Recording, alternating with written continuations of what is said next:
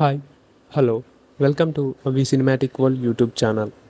సుమన్ తేజ్ మరియు గరిమా చౌహాన్ ప్రధాన పాత్రలో నటించిన మూవీ సీతా కళ్యాణ వైభోగమే. సతీష్ పరమవేద దర్శకత్వం వహించిన ఈ మూవీ ఈరోజే ప్రేక్షకుల ముందుకు వచ్చింది. ఇక ఈ మూవీ రివ్యూ విషయానికి వస్తే, ముందుగా కథ గురించి చెప్పాలి అంటే, ఒక గ్రామంలో రామ్ మరియు సీతలు నివసిస్తూ ఉంటారు.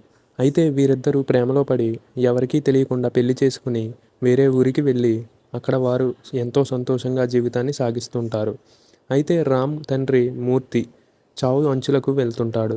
క్యాన్సర్తో బాధపడుతున్న మూర్తి చివరి కోరికగా తన కోడలిని తన తండ్రి అయిన జానకి రామయ్యతో కలిసేలా చేయమని ఆ కుటుంబంతో సీతను కలపమని కోరతాడు.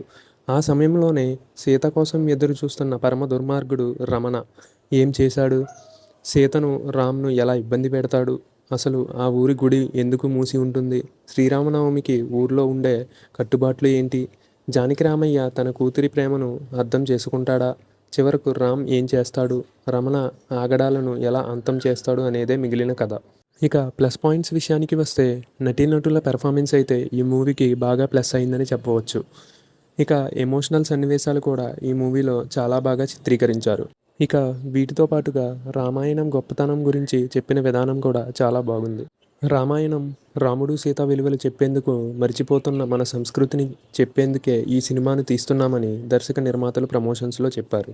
అయితే ఈ సినిమాని చూస్తే వారు చెప్పింది నిజమేనని, ప్రస్తుతం మనం ఎలా ఉండాలి, ఎలా జీవించాలి అనే విషయాలన్నింటినీ కూడా అద్భుతంగా చూపించారు.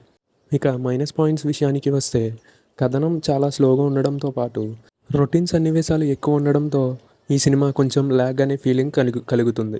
ఇక మొత్తంగా చూసుకున్నట్లయితే, సీతా కళ్యాణ వైభోగమే అంటూ వచ్చిన ఈ సందేశాత్మక సినిమా ప్రేక్షకులను ఆకట్టుకోవడంలో కొంతవరకు విజయం సాధించిందనే చెప్పవచ్చు. ఇక ఈ మూవీకి నేను ఇస్తున్న రేటింగ్ 2.75 అవుట్ ఆఫ్ 5.